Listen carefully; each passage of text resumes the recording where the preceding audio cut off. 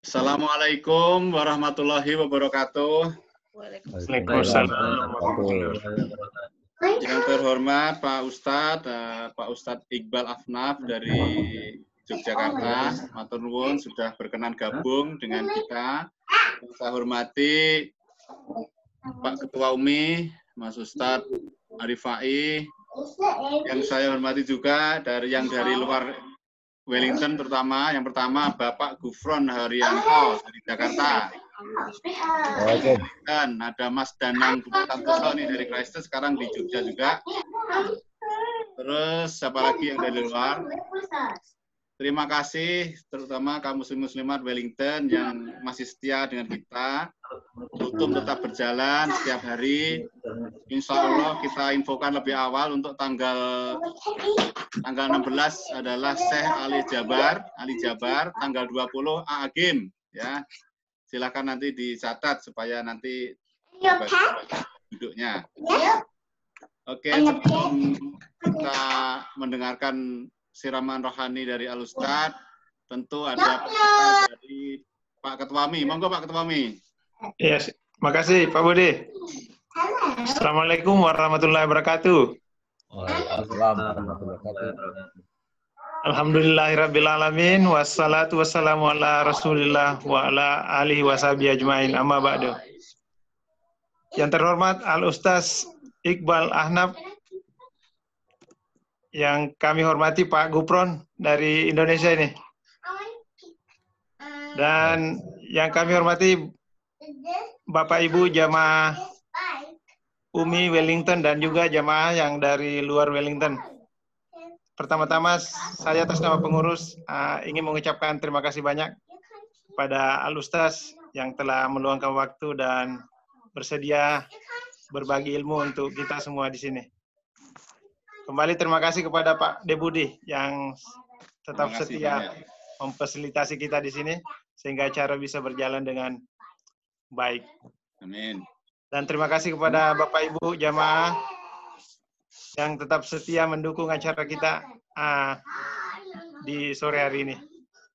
Ya, mudah-mudahan apa yang kita lakukan ini mendapatkan ridho Allah Subhanahu Wa Taala. Amin. Demikian dari saya. Allahumma biq ila kumitarik. Assalamualaikum warahmatullahi wabarakatuh. Waalaikumsalam warahmatullahi wabarakatuh. Yes, karena untuk mempersingkat waktu langsung saja Mas Wahyu, monggo Mas, untuk membacakan ayat suci Al-Quran. Ya Pak. A'udzu billahi minasy syaithanir rajim. Bismillahirrahmanirrahim. Yu'raful mujrimuna bisimahum fayu'khadhu bin nawasi wal aqdam. Fabi'ayyi ala'i rabbikuma tukadziban. Hadhihi jahannamu allati yukadzibu bihal mujrimun. Yatufuna bainaha wa baina hamimin an. Fabi'ayyi ala'i rabbikuma tukadziban. Shadaqallahul azim. Shadaqallahul azim. Terima kasih Mas Wahyu. Selanjutnya kita akan mendengarkan siraman rohani dari Ustadz Iqbal. Kita ada waktu 45 menit Mas Ustadz. Silahkan diatur, kalau memungkinkan kita ada tanya jawab, kalau memang tidak memungkinkan juga tidak apa-apa. Kita akan buka itu di Wellington jam 5.30 atau 31. Silahkan Pak Ustadz, monggo. Baik, terima kasih Pak Budi dan Bapak-Bapak Ibu semua. Bismillahirrahmanirrahim. Assalamualaikum warahmatullahi wabarakatuh. Waalaikumsalam warahmatullahi wabarakatuh.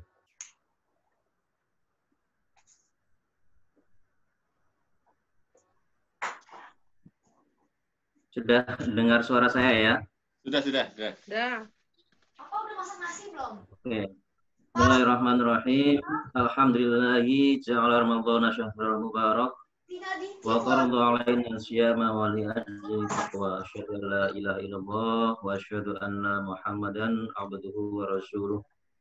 Asyhadu an la ilaha illallah wa asyhadu anna Muhammadan abduhu wa rasuluh. Rabbi shrah li sadri wa yassir li amri wahlul 'uqdatam min lisani yafqahu qawli, amma ba'du. Alhamdulillah pada siang ini waktu di Jogja dan sore waktu di Wellington kita semua bisa berkumpul di forum online ini untuk bersama-sama belajar, memperkaya pengetahuan kita, memperkaya spiritualitas kita untuk menjalani bulan Ramadan ini dengan menjadi semakin bermakna dan menjadi berkah bagi kehidupan kita semua. Salawat serta salam mari selalu kita sampaikan kepada junjungan kita Nabi besar Muhammad Shallallahu Alaihi Wasallam yang menjadi panutan kita dan memberikan kita petunjuk-petunjuk bagaimana menjalani Islam dengan baik. Bapak Ibu yang saya hormati, saya senang sekali bisa bersilaturahmi dengan teman-teman di Wellington. Tidak terasa ini ya saya sudah 10 tahun meninggalkan Wellington dan tidak terasa ternyata saya kalau lihat wajah-wajahnya seperti wajah Pak Budi dan lain-lain sepertinya wajahnya belum banyak berubah. Oh, belum. Sehat-sehat semua. Padahal sudah 10 tahun ya. Nah, saya niati untuk hadir pada siang hari ini untuk silaturahmi, menyambung silaturahmi. Kemarin Mbak Nungki meminta saya untuk sharing. Saya senang sekali karena bagi saya ini adalah kesempatan untuk menyambung silaturahmi yang sudah lama kita tidak bertemu secara fisik. Yang saya hormati ada Pak Gufron, mungkin dari bapak-bapak pejabat dari KBRI Wellington dan yang lain yang teman-teman lama saya. Mudah-mudahan silaturahmi ini membawa berkah bagi kita semua. Amin ya rabbal alamin. Ya, seperti yang sudah saya sampaikan mungkin dipasang di posternya ya, materi yang ingin saya sampaikan pada hari ini adalah tentang apa yang disebut sebagai wusulul amal atau diterimanya amal. Nah, penting sekali kita untuk memastikan bahwa amal ibadah yang kita lakukan itu benar-benar sampai dan nanti bisa menjadi bekal kita untuk mempertanggungjawabkan kehidupan kita di dunia ini. Nah, Ramadan ini sebenarnya kan bulan yang spesial, ya, bulan spesial. Ini bulan yang memberikan kesempatan bagi kita untuk disiplin, untuk mengambil jeda dari rutinitas, dan apalagi sekarang ada COVID yang membuat kita harus mengambil jeda, dan saya kira jeda itu sesuatu yang memang penting dan dibutuhkan ya dalam dunia yang semakin cepat. Tapi saya kira yang sering kita diingatkan oleh para ustadz, para penceramah, bulan Ramadan adalah bulan yang di mana fadilahnya besar sekali. Jadi kalau hadis yang sering dikutip, man shoma Ramadhanan imanan wa ihtisaban, barang siapa yang berpuasa pada bulan Ramadan dengan penuh keyakinan dan penuh pengharapan terhadap rahmat Allah, maka mereka akan mendapatkan fadilah yang luar biasa. Apa itu fadilah yang luar biasa? Yaitu ghufira lahu ma taqaddama min dzambihi. Dosa-dosa yang telah dilakukan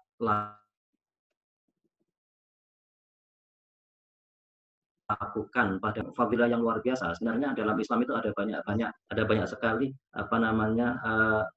masa atau tempat khusus yang itu mempunyai keistimewaan.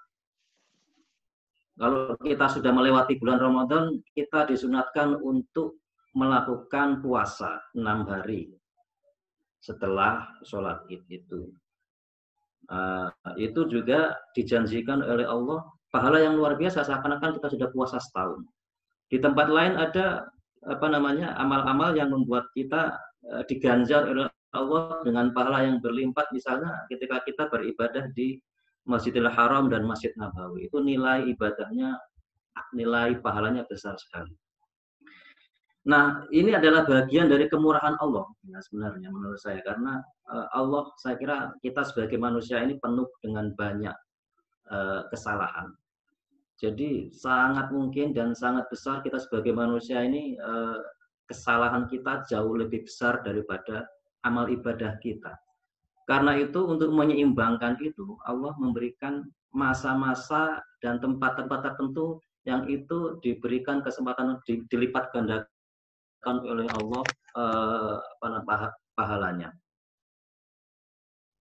Nah, karena itu penting sekali kita untuk memanfaatkan kesempatan pada bulan Ramadan ini untuk memperbanyak amal ibadah, baik sholat, selain puasa, zikir, ya, bersedekah, dan tentu yang paling penting adalah menjaga diri kita. Imsak, menjaga adalah semacam kendali diri kita, gitu ya, dari apa-apa yang dilarang oleh Allah, baik itu dari bentuk makanan ataupun dari bentuk perbuatan-perbuatan lain.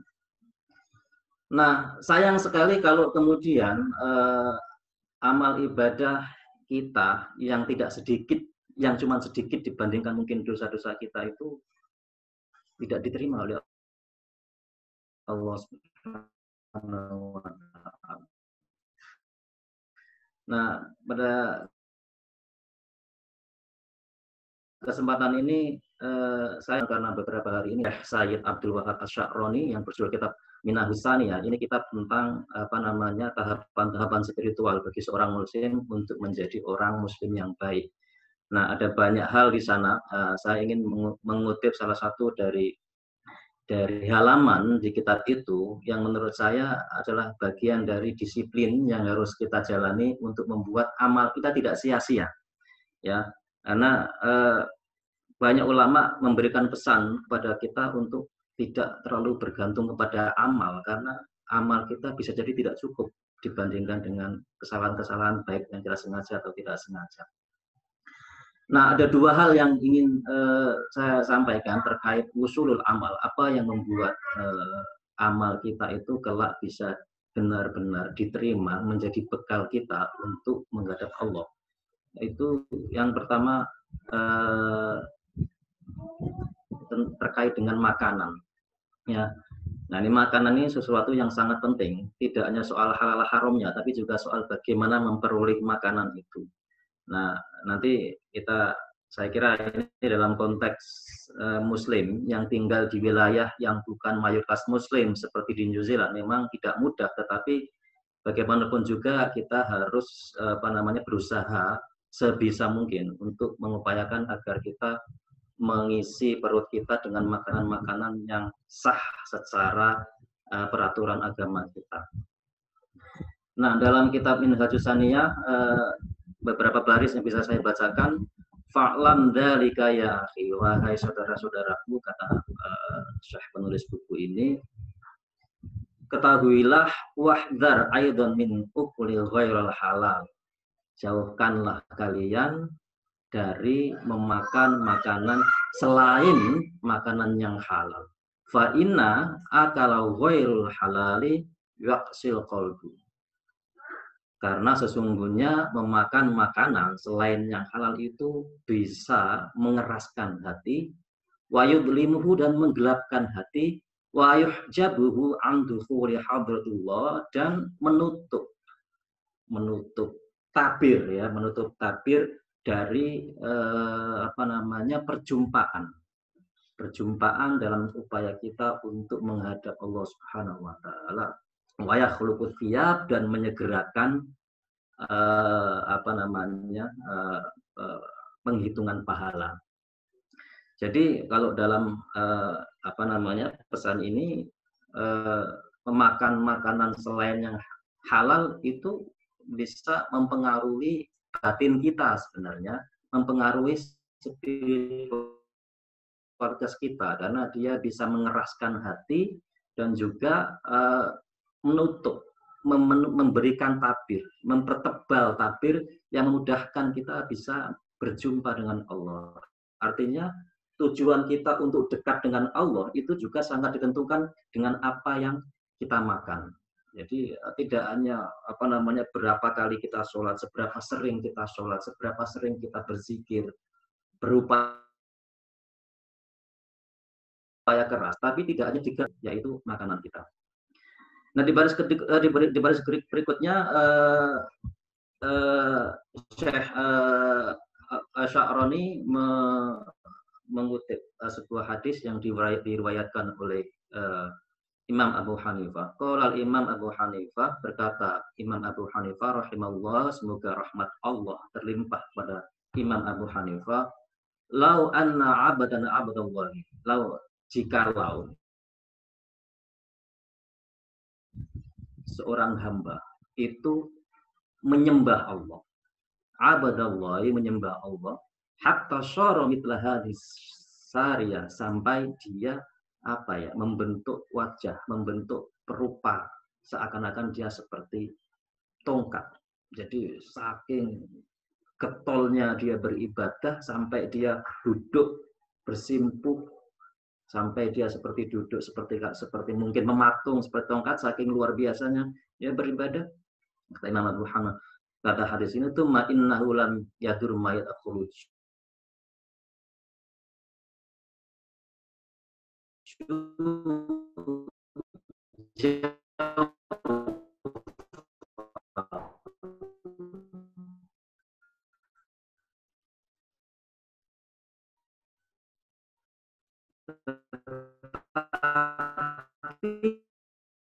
Kemudian menyadari yang meskipun dia sudah melakukan ibadah dengan luar biasa.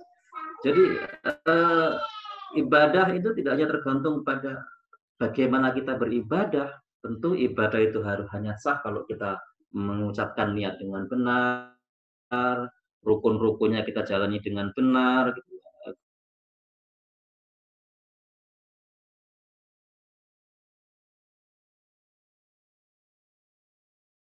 Kalau membaca Al-Quran tergantung kepada apa-apa yang kita lakukan di luar itu. Dalam hal ini adalah makanan. Nah, sedikit lagi saya bacakan beberapa lokal. Abu Ishaq, dan Abu Ishaq berkata, Abu Ishaq Ibrahim bin Adham rahimahullah, Abtubu mat'anuka wa ma'alaika. Telitilah makanan kalian. Perhatikan betul apa yang kalian makan. Karena wama alaika ba'da dzalika, maka tidak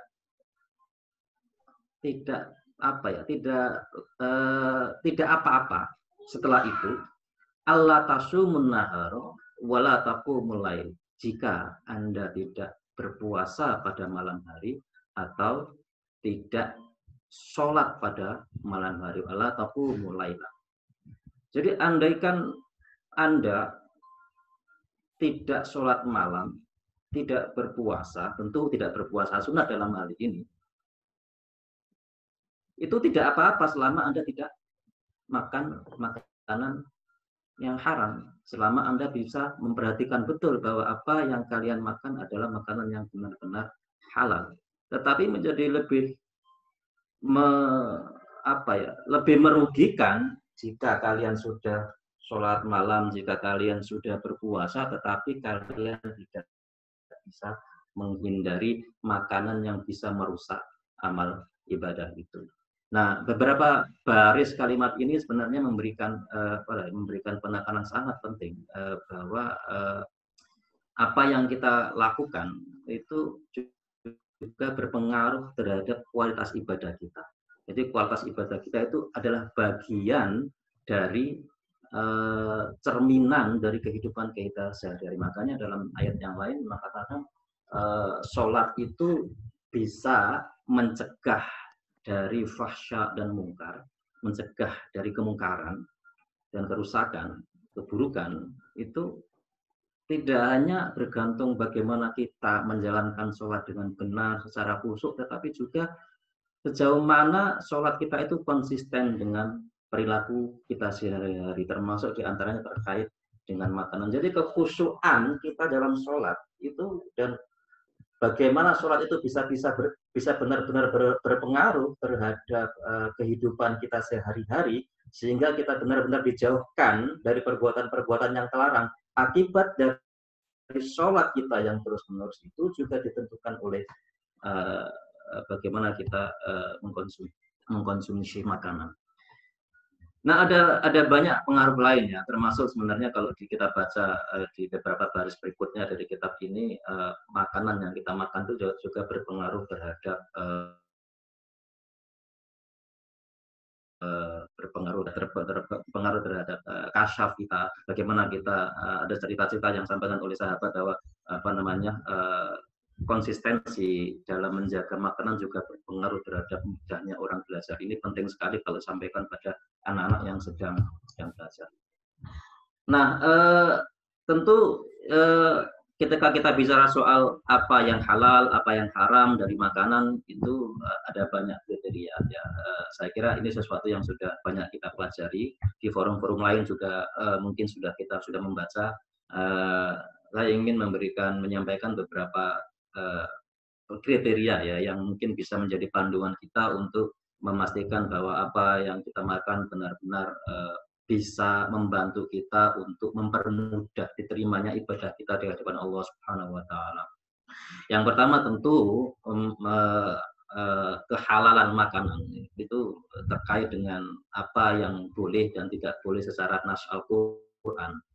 Jadi secara zat makanannya itu sendiri itu tentu sudah ditentukan kita soal kalau daging misalnya daging yang benar-benar disembelih sesuai dengan tuntutan Islam gitu ya, dan ada jenis-jenis makanan lain yang walaupun dari barangnya itu sendiri juga sudah dilarang seperti daging babi dan khamar itu jelas sudah secara nas dilarang gitu ya. Tetapi kalau daging yang sebenarnya halal tapi juga bergantung pada cara memprosesnya juga kita juga semua sudah mempelajari itu. Nah itu yang pertama. Yang kedua halal haram juga tidak hanya terkait dengan barangnya itu sendiri prosesnya, tapi juga bagaimana mendapatkan barang itu. Makanya dalam banyak ayat disambungkan kata halal dengan kata thayyib, halalan thayyib. Jadi sah dari cara memperolehnya. Jadi harta yang kita gunakan untuk membeli makanan tetapi diperoleh dengan cara yang tidak sah, dengan cara yang tidak hak, dengan cara yang zalim, dengan cara yang merugikan orang lain atau bukan haknya, maka itu juga bisa berpengaruh terhadap diterimanya amal ibadah kita.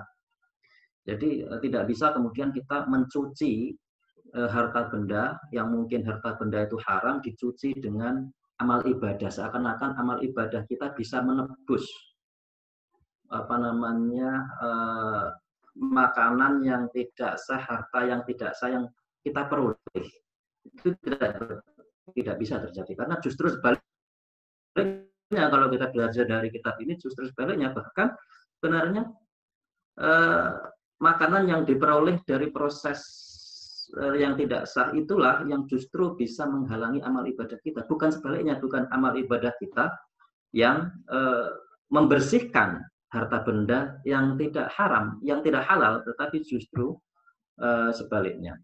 Nah karena itu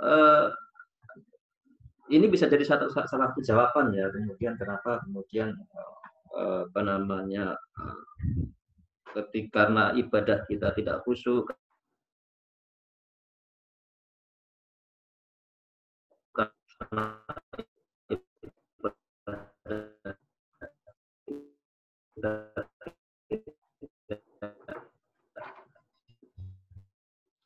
benar-benar ya.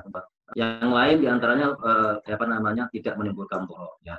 Halal haram itu sebenarnya diantaranya bergantung juga ditentukan oleh makanan yang bisa menimbulkan doror, makanan yang bisa menimbulkan bahaya ya.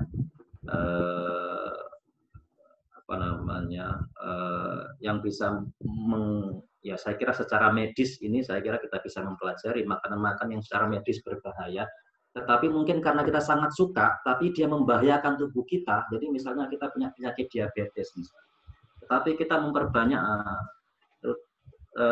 memperbanyak makanan-makanan yang bisa memperparah diabetes kita, itu juga bisa berpengaruh terhadap status makanan kita. Jadi satu makanan derajat halal haramnya, derajat diterima tidaknya itu juga bisa bergantung pada orang yang berbeda, karena tingkat borornya, tingkat berbeda aja, berbahayanya juga berbeda. Bagi yang punya tekanan darah tinggi misalnya, tentu makan daging, walaupun daging itu halal, ya, walaupun daging itu disembelih dengan cara yang halal dan itu halal, tapi makan daging yang berlebihan bagi orang yang mempunyai penyakit darah tinggi itu tentu juga menjadi tidak benar, tidak tepat gitu ya.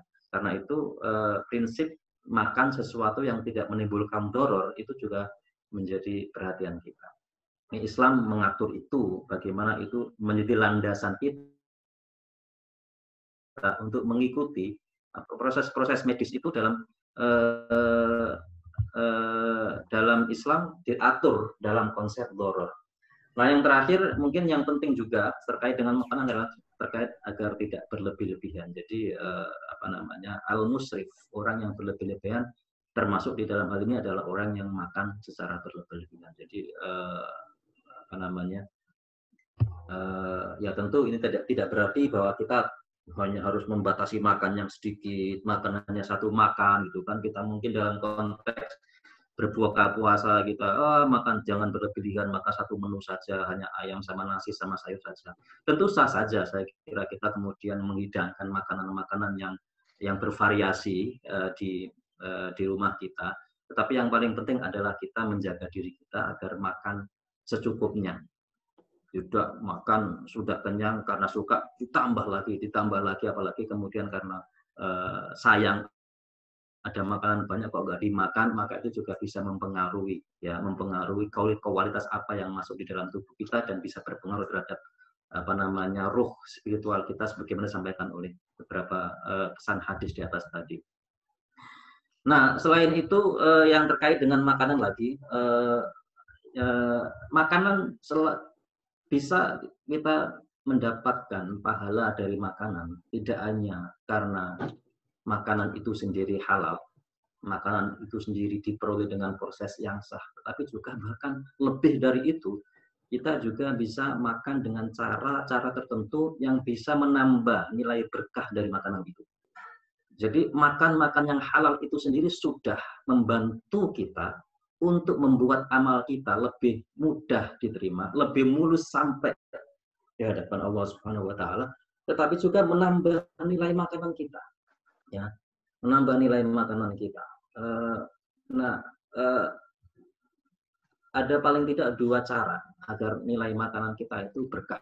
Kalau orang Jawa itu sering sekali makanan itu membawa berkah. Bagaimana membuat makanan barokah? Kalau di kalangan santri itu ya barokah, ngalah barokah dari makanan. Jadi makanan dan minuman itu dalam kondisi tertentu dia menyimpan barokah. Yang pertama adalah ketika makanan itu didoakan, dibaca dengan doa, ya, dibaca dengan doa. Makanya kita memulai makanan dengan membaca Allahumma barik lana fi ma razaqtana wa qina adzabannar. Ya Allah, berkailah dari apa yang telah Engkau rezekikan kepada kami, maka berkailah apa yang masuk ke dalam mulut kami dari makanan yang kami makan. Wa qina adzabannar, dan jauhkanlah kami dari azab api neraka. Jadi didoakan. Memulai makanan dengan doa. Tidak begitu ada makanan di atas meja langsung dimakan, lupa membaca doa, maka itu mengurangi berkah. Tentu saat tidak dilarang, tetapi disunatkan agar memulai makan dengan membaca doa. Membaca doa itu juga bisa mendapatkan nilai berkahnya kalau dibaca doa itu oleh para orang-orang kasih Allah yang dekat dengan Allah Subhanahu wa taala. Makanya ada sebuah kisah, ya, suatu saat pada bulan puasa juga para sahabat itu mengirim makanan ke rumah Nabi Muhammad SAW, sehingga di rumah Nabi Muhammad itu menjadi banyak sekali makanan karena para sahabat mengirimkan, ya, seperti kalau di Indonesia itu kalau ada kiai itu kemudian orang-orang warga di kampung itu pada masa-masa tertentu dia mengirimkan makanan ke masjid, mengirimkan makanan ke kiai, dengan keyakinan itu bisa menambah berkah. Nah, sebenarnya di dalam kisah Nabi Muhammad juga ada kisah yang serupa. Ya. Jadi ketika sudah terkumpul di rumah Nabi, maka Muhammad datang untuk ikut menyantap makanan yang ada di rumah Nabi Muhammad SAW.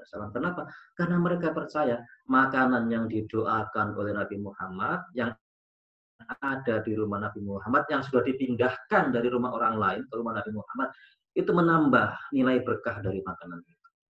Maka doa itu bisa menambah kualitas makanan yang kita makan, tidak hanya karena dia halal, tetapi juga karena bagaimana kita memperlakukan makanan itu sendiri sebelum kita makan.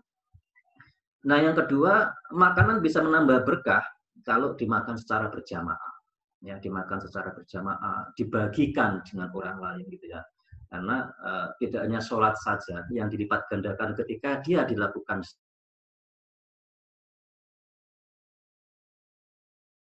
secara berjamaah, tapi makan juga ketika dia dilakukan secara berjamaah nilai dari berkah dari makanan itu sendiri gitu ya.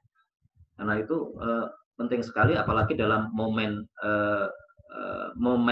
puasa ini, kita pada umumnya makan di waktu yang bersamaan.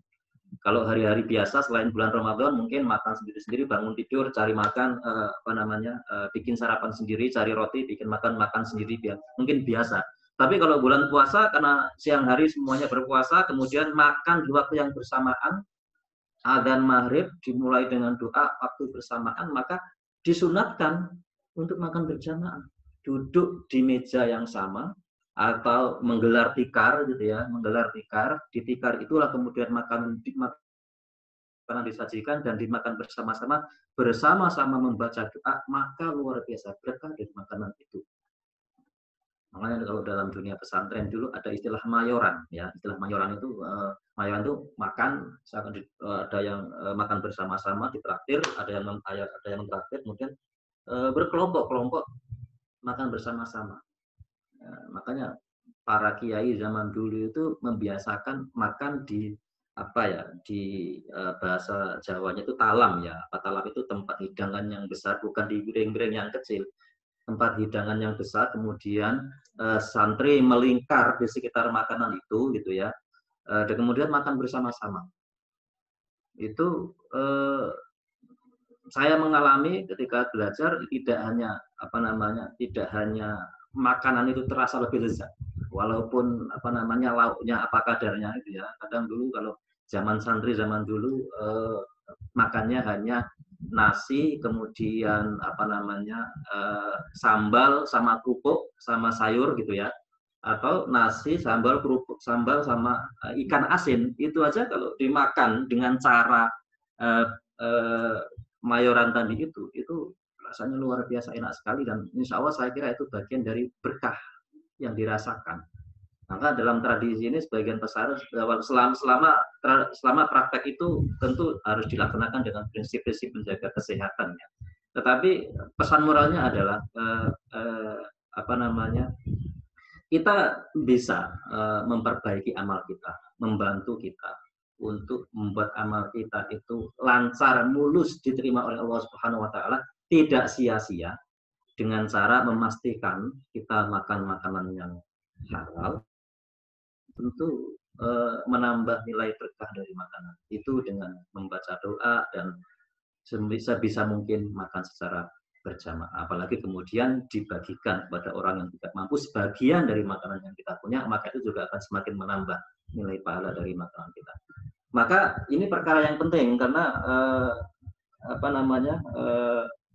tentu dalam konteks menjaga halal haram ini tidak mudah. Kalau kita di Indonesia ini, kelebihan di Indonesia sama di Wellington itu, kalau bersyukur kalau bulan Ramadan itu mudah sekali gitu ya menemukan makanan yang halal. Tapi kalau di Wellington saya nggak tahu sekarang kalau di Wellington apakah kalau membeli ayam di Pack and Save atau di mana itu di grocery yang lain kita bisa memastikan, atau kita pergi ke restoran kemudian kita membeli ayam goreng gitu ya, atau pastikan bahwa itu sebisa mungkin ya, kalau di dalam sejumlah kitab disebutkan apa namanya, itu dibedakan antara wilayah yang mayoritas muslim dengan wilayah yang mayoritas non muslim. Kalau di wilayah yang mayoritas muslim, kalaupun kita tidak dapat memastikan, misalnya kita tidak bisa memastikan, tapi kita bisa kembali ke hukum asal, itu kemungkinan besar itu makanan halal. Tapi kalau di wilayah non muslim, maka kita disarankan untuk bertanya kepada pemilik restorannya, untuk bertanya kepada pemilik tokonya apakah benar itu dilakukan dengan cara yang halal, dengan proses yang benar. Maka itu bagian dari ijtihad kita, mungkin bagi bagian dari jihad kita, upaya untuk memastikan itu. Nah, saya tidak tahu bagaimana kondisinya sekarang, tapi saya kira sekarang di dunia semakin gencar upaya-upaya dunia wisata untuk menyediakan makanan yang halal gitu ya. Dan mungkin bisa jadi juga komunitas-komunitas muslim di mana mereka tidak hidup sebagai mayoritas, di mana mereka mungkin lingkungannya tidak selalu tersedia makanan yang halal, bisa jadi mungkin akan membantu kalau kemudian melakukan upaya-upaya mandiri secara berjamaah, secara berkelompok, bagaimana mengupayakan tersedia makanan yang halal itu. Nah, itu yang poin pertama yang ingin saya sampaikan terkait dengan apa yang membuat amal ibadah kita bisa diterima oleh Allah Subhanahu wa taala. Perhatikanlah apa yang kita makan. Nah, yang kedua, usulul amal, diterimanya amal ibadah kita itu juga selain bergantung pada rukun amal yang kita ikuti secara benar, juga ditentukan oleh niat dan sikap sosial kita.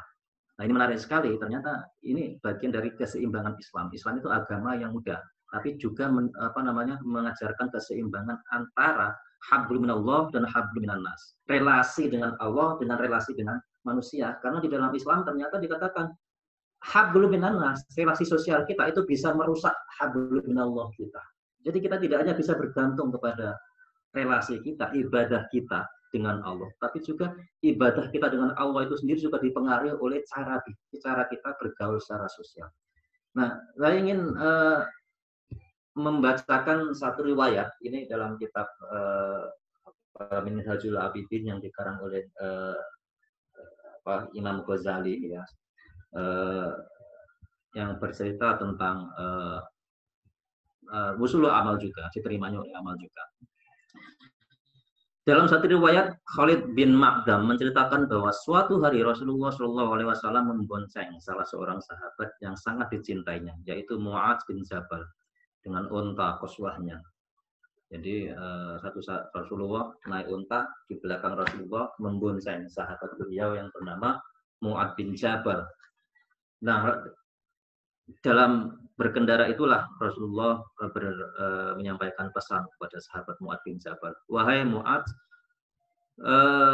aku sampaikan sebuah hadis. Jika kau pahami dan mengamalkannya, akan sangat bermanfaat Allah Subhanahu wa taala. Kau tidak akan mempunyai hujah, tidak akan mempunyai jawaban. Istilahnya, kamu perhatikan ini wahai Mu'adz, supaya nanti kalau kamu bertemu Allah, kelak ketika kamu tiba waktunya kamu mempertanggungjawabkan amal ibadah kamu tidak akan gelagapan. Kamu bisa dengan yakin, ini loh ya Allah, apa yang saya sudah lakukan dalam konteks ibadah kepada Engkau.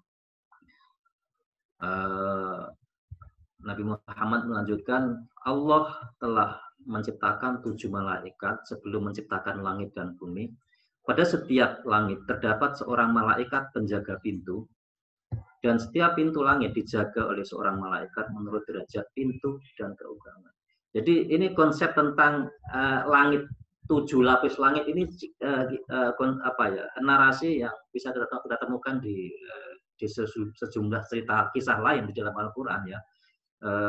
misalnya tentang Al-Quran dan hadis, misalnya tentang Isra Mi'raj. Ya. Isra Mi'raj itu juga menceritakan tahap apa ya, bagaimana Nabi Muhammad itu dibawa oleh malaikat Jibril pada waktu itu untuk berjumpa dengan Allah melewati lapis-lapis ketujuh sampai dia kemudian beliau Nabi Muhammad kemudian sampai pada makom yang sangat tinggi di hadapan Allah, yaitu makom langit ketujuh. Makanya kalau di dalam bahasa Inggris seringkali disebut apa namanya ke puncak kebahagiaan itu adalah ketika kita pada langit ketujuh. Jadi imajinasi langit ketujuh itu sesuatu yang sebenarnya sudah sangat lumrah di dalam tradisi-tradisi dahulu, sehingga Islam juga sebenarnya sejalan dengan prinsip itu dengan menggambarkan apa namanya lapisan-lapisan kualitas manusia, lapisan-lapisan tingkat perjumpaan, kedekatan dengan Allah itu dengan lapis-lapis langit itu. Maka apa namanya Allah Subhanahu Wa Taala dalam hadis ini Nabi Muhammad menceritakan bahwa narasi tentang tujuh malaikat penjaga itu langit. Kemudian malaikat hafadhah naik ke langit membawa amalan seorang hamba yang bersinar bagaikan matahari. Sesampainya pada langit tingkat pertama, malaikat hafadhah memuji-muji dan menerangkan kebaikan amal hamba tersebut. Jadi malaikat ini datang melewati lapis pertama langit itu pertama itu dengan membawa amal ibadah hamba Allah, seorang hamba Allah dengan memuji-muji, oh hamba ini sudah melakukan ini, sudah melakukan sedekah, sudah melakukan ibadah puasa dan segala macam. Tetapi setibanya di pintu langit, malaikat penjaga langit pertama berkata kepada malaikat hafadhah, udribu bihadzal amal wajha sahibihi. Apa udribu itu pukulkanlah, kalau bahasa kasarnya tamparkanlah ya, amal ini ke wajah pemiliknya. Anna sahibal ghibah. Karena apa? Karena pemiliknya mempunyai kebiasaan ghibah, kebiasaan mengumpat ya. Amarani Rabbi alla atfa'u alamai yaktabu an-nasi yatajawazni ila ghairi. Saya tidak diizinkan oleh Allah untuk membiarkan amalan orang yang membiasakan punya kebiasaan mengumpat itu untuk melewati itu saya. Jadi ini pesan yang menurut saya sangat sangat menarik karena ternyata kemudian lisan kita, bagaimana kita menjaga lisan kita tidak membiasakan diri untuk ghibah, menggunjing, mengumpat orang lain, menjelek-jelekkan orang lain. Itu baik secara terbuka atau secara diam-diam itu juga bisa menyebabkan ditolaknya amal kita. Mohon izin Ustadz. Ya, mohon izin ini tinggal 9 menit lagi sebelum buka. Jadi mohon dipertimbangkan. Oh, Masya Allah ya. Yeah. Saya sebentar lagi saya tutup ya. Jadi itulah apa namanya. Jadi sampai kemudian malaikat membawa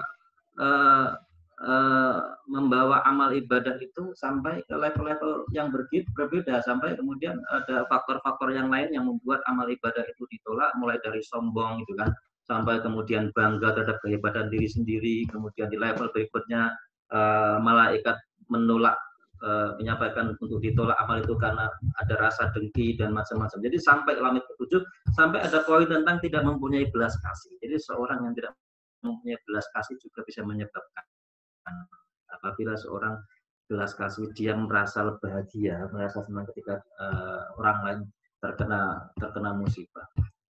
Maka mendengarkan cerita itu sahabat Mu'adz bin Jabal menangis terseduh-seduh dan dia bertanya, wahai Rasulullah, apa yang bisa kita lakukan supaya kami bisa selamat dari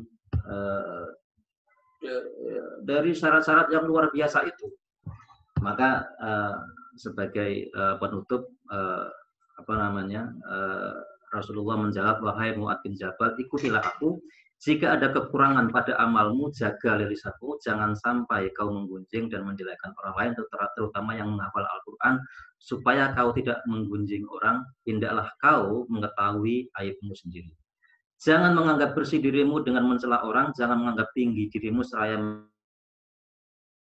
merendahkan orang. Jangan memamerkan amalmu kepada orang dengan maksud agar terkenal. jangan masuk ke dalam urusan dunia dengan cara yang menyebabkan kamu melupakan akhirat, dan jangan berbisik rahasia dengan seorang sementara di sisimu ada orang lain. Jadi ini menurut saya praktek-praktek etika dalam bersosial yang ternyata kalau dalam khazanah Islam itu digambarkan sebagai sesuatu yang bisa berpengaruh terhadap diterimanya amal ibadah kita. Jadi ini menurut saya luar biasa, Islam mengajarkan ini semua menjadi pesan penting bagi kita bahwa puasa itu puasa itu pada hakikatnya ya saya kira tidak hanya soal menjaga diri kita dari makan dan minum dan berhubungan seks pada siang hari gitu ya, tetapi juga bagaimana juga menjaga relasi sosial kita, karena itu bisa tidak hanya mungkin kita puasa kita tidak batal, tetapi juga apakah puasa kita, ibadah kita bisa diterima itu juga bergantung pada apa yang kita lakukan.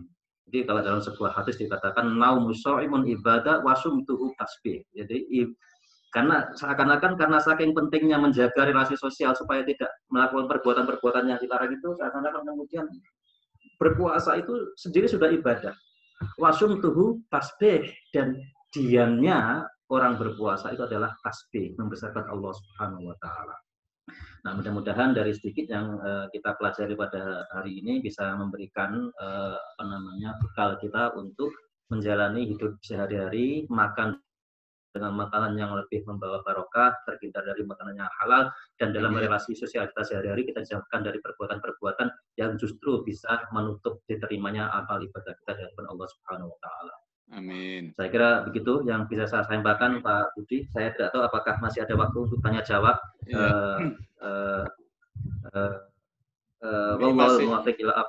Wassalamualaikum warahmatullahi wabarakatuh. Waalaikumsalam warahmatullahi wabarakatuh. Jadi ini masih ada waktu 4 menit sampai 5 menit. Kalau misalnya ada 2 pertanyaan yang masuk ke private message ke saya. Kiranya kalau boleh saya bacakan, yang pertama itu kapan doa-doa di bulan Ramadan ini dikabulkan? Itu kapan waktunya yang bagus untuk berdoa? Yang kedua, bagaimana kalau kita dikasih makanan dari tetangga, kita tidak tahu halal haramnya, hukumnya seperti apa? Mungkin itu Ustaz mungkin. Mohon maaf ya ini karena waktunya terbatas, jadi yang private message yang saya bacakan sementara itu dulu. Silakan Ustaz. Ya.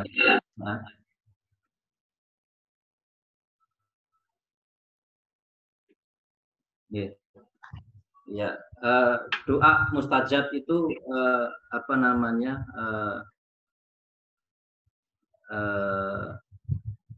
ada pada bulan Ramadan itu sebenarnya semua masa di bulan Ramadan adalah masa istimewa ketika sebenarnya ada pintu yang sangat terbuka bagi doa kita diterima. Tetapi tentu salah satu masa yang sangat penting itu adalah ketika malam Lailatul Qadar. Jadi kalau kita beribadah dan kita mendapati malam Lailatul Qadar, itu adalah masa di mana harapan kita untuk amal ibadah kita, doa kita diterima itu besar sekali. Nah, para ulama sudah memberikan banyak indikasi malam Lailatul Qadar, termasuk diantaranya yang paling mungkin malam Lailatul Qadar itu muncul di 10 hari terakhir ya, di 10 hari terakhir ketika kita sudah ngos-ngosan, biasanya tarawih rajin tapi kemudian tarawihnya menjadi kecapean, sehingga sebenarnya jangan sampai begitu, karena justru sebaliknya 10 hari terakhir itulah seharusnya kita semakin banyak berdoa, semakin banyak membaca Al-Qur'an, semakin rajin tarawihnya, karena ada kemungkinan besar malam Lailatul Qadar datang pada hari itu. Nah, doa mustajab selain waktu juga sebenarnya tempat juga gitu ya. Jadi tempat itu juga berpengaruh, termasuk saya kira doa-doa di tempat-tempat yang sepi, di tempat-tempat yang istimewa seperti di masjid gitu ya. Itu juga tempat-tempat yang tentu membawa harapan besar agar doa kita diterima. Nah, terus pertanyaan yang kedua terkait bagaimana tadi Pak Budi? Bagaimana kalau dapat makanan dari tetangga, diberikan makanan dari tetangga, kita nggak tahu halal haramnya, hukumnya seperti apa? Ya, menurut saya diterima makanan itu ditanyakan kepada tetangga kita, apakah dari mana dagingnya, apakah dagingnya. Jadi pertama penting ya agar kita menjaga relasi dengan tetangga kita. Kalau misalnya tetangga kita non Muslim gitu ya, tentu kita harus menghormati bahwa mereka mempunyai niat baik untuk bersilaturahmi, membagikan makanan kepada kita, dan harus kita terima. Kalau bisa dengan cara yang sopan kita bertanya, mohon maaf, apakah ini bisa dipastikan kehalalannya, dari mana beli dagingnya, dengan cara yang sopan tentu saja. Yang paling penting menurut saya adalah kita jangan sampai menyinggung perasaan orang yang membagikan makanan kepada kita. Jangan kemudian, wah ini halal, apa kalau nggak halal jangan diberikan kepada kita.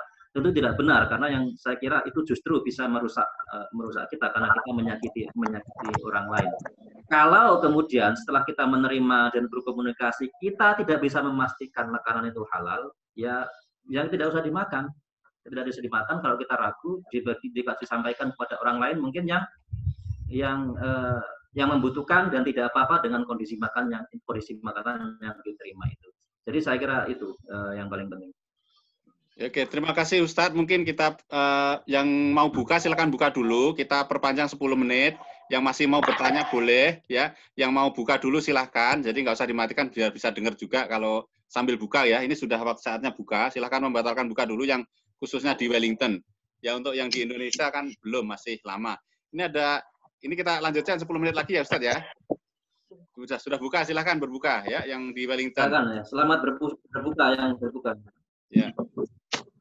Yang mau live juga monggo ya, kita lanjutkan. Yang mau tanya silahkan ya. Ini ada satu pertanyaan titipan dari private message ya. Itu mengenai halal tourism, kaitannya dengan usulul amal ya. Apakah ketika liburan ke tempat yang nggak ada sertifikat halalnya, maka liburan itu akan mendatangkan mudorot gitu ke kita gitu. Iya. Iya, persis seperti yang saya sampaikan tadi ya. Saya kira memang tantangan kita bagi muslim, karena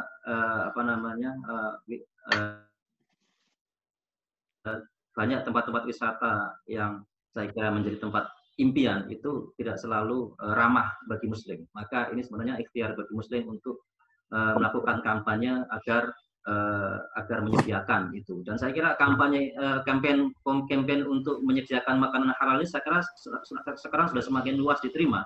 Jadi saya membaca teman saya, mahasiswa saya melakukan riset di Korea ya, di resort ski resort di Korea Selatan itu sekarang sudah disediakan restoran halal, karena mereka juga saya kira sadar bahwa pasar wisatawan muslim itu sangat besar, sehingga negara-negara yang mayoritas non-muslim, Korea Selatan, Jepang itu sekarang juga punya kepentingan yang semakin besar untuk menyediakan makanan yang halal. Terakhir saya ke Jepang dan di sana siswanya kantin mahasiswanya sudah disediakan restoran yang khusus halal. Jadi memang pilihannya menurut saya ada. Kalau terpaksa memang benar-benar tidak ada makanan yang halal ya, terutama ke dalam hal ini kan saya kira daging ya, ayam atau sapi ya, saya kira ya. Kalau bisa kita menghindari daging sapi atau daging ayam, makanan roti misalnya, makanan mie atau ya mie tentu saja ya. Ada tempat-tempat tertentu di mana menu mie itu, kalau di Jepang itu ramen misalnya, ramen itu hampir pasti kalau ramen itu mengandung minyak babi ya kalau di Jepang ya, kecuali ramen yang memang sudah diproses dengan cara yang halal gitu ya. Tapi secara umum saya kira kita bisa paling tidak melihat dari komposisi. Kalau ada makanan instan mie misalnya, kita lihat dari komposisi, misalnya bisa terbaca dari komposisi bahannya, itu kita bisa baca dari situ. Tapi dalam situasi seperti itu saya kira jalan terakhirnya adalah ya tidak makan daging, saya kira begitu. Terima kasih Ustaz. Tidak ada makanan lain selain itu ya. Kita tidak bisa hidup tanpa itu, maka dalam kondisi darurat yang haram bisa menjadi halal. Siap. Oke, mungkin kita tambah satu pertanyaan dari floor. Silahkan buka mikrofonnya yang mau tanya satu aja dan nggak usah terlalu lama ya, dipersingkat saja. Silahkan kalau ada. Kalau tidak ada ya kita tutup. Saya, Pak. Siapa ini? Oh, ya udah. Tanya. Satu-satu. Nggak apa-apa deh, udah kalau itu. Dari siapa nih? Nili. Enggak, yang mau tanya siapa ini? Nili. Mbak Nili, ya. Oh, Mbak Nili, ayo silakan. Ya, assalamualaikum, maaf, buru-buru juga. Iya, saya mau nanya mengenai kalau di sini di New Zealand kan kita kalau kerja kita harus bayar tax, tapi kita sering juga terima istilahnya under the table money. Jadi kita nggak declare. Nah, tapi keuangan itu kita kirim ke balik ke Indonesia lah, ke panti asuhan atau keperluan kebutuhan keluarga. Nah, apakah uang itu termasuk uang yang halal? Apa masuknya ke haram?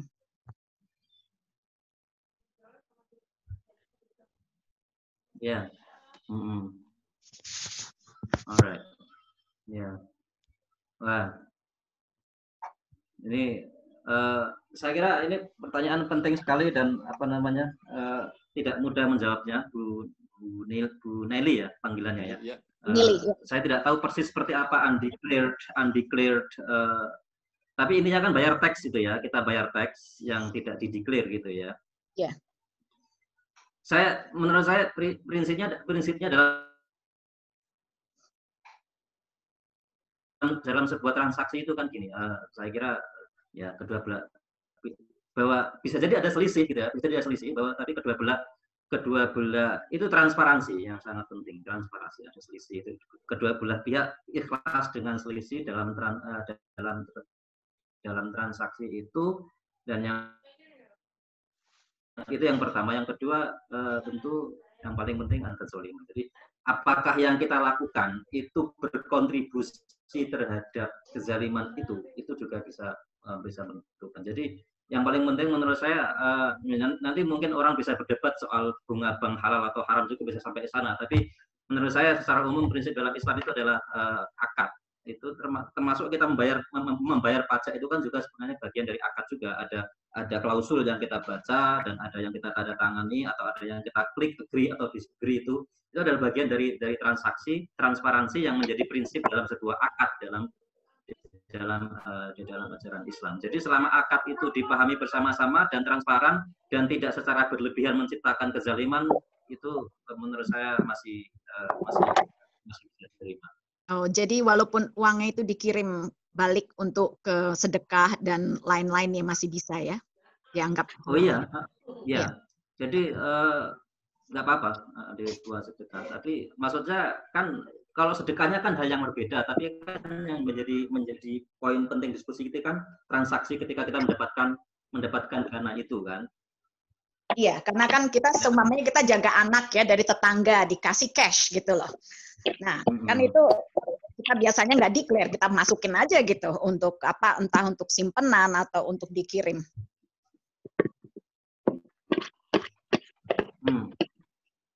Iya.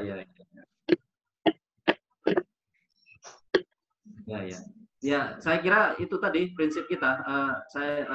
Prinsipnya menurut saya ya ada kesepakatan di sana. Saya nggak tahu, nggak declare itu dari siapa yang menerimakan ke kita kan itu ya, yang membayarkan ke kita, apakah dari tempat kita kerja dia memberikan misalnya cleaning, misalnya kerja di cleaning kemudian orang yang mempekerjakan kita di cleaning itu membayar kita dengan uang $20, $15, kemudian tidak ada nilai pajak di situ yang harus kita bayarkan. Nah, nanti pembahasan yang lain apakah pihak yang melakukan transaksi itu sama-sama jelas, transparan dengan mekanisme itu, menurut saya itu yang paling penting. Oke. Tidak ada yang disembunyikan gitu. Oke, iya deh. Ya. Gitu. Oke, jazakallahu khair Ustadz. Mohon maaf mau sholat maghrib dulu ya. Baiklah, terima kasih Ustadz. Terima kasih atas pencerahannya hari ini, luar biasa nih, sangat bagus sekali dan kita banyak belajar di sore hari ini. Hanya saja memang waktunya kita tidak ada lagi gitu semua karena harus sholat, terus berbuka dan sholat. Maka sebenarnya untuk jamaah ya kalau bisa masuknya tepat waktu, mungkin kita ada spare 10 menit sebenarnya. Kita selalu mulai telat ya 10 menit. Kalau memang bisa, kita untuk meeting ini akan saya buka 15 menit sebelum waktunya. Jadi silahkan kalau bisa sudah bisa masuk jam 16.30 nanti bisa tepat mulai, kita akan banyak waktu gitu ya. Seperti itu. Apalagi nanti harinya kan semakin mundur, semakin maju ya. Bukanya semakin maju. Nanti akan kita atur lagi. Sekali lagi terima kasih Ustadz atas siraman rohaninya. Salam untuk keluarga di Indonesia. Ya, mohon maaf apabila ada kekurangannya. Terima kasih Pak Danang telah bergabung, Pak Gufron dari Indonesia telah bergabung, Mbak Nina dari Pak Mesnot juga sudah bergabung. Terima kasih semua kaum muslimin muslimat yang hadir di sini. Saya doakan semuanya sehat walafiat dan selamat berbuka dan menjalankan ibadah salat maghrib. Terima kasih. Assalamualaikum warahmatullahi wabarakatuh. Selamat berbuka. Waalaikumsalam warahmatullahi wabarakatuh. Salam buat Mas Haji.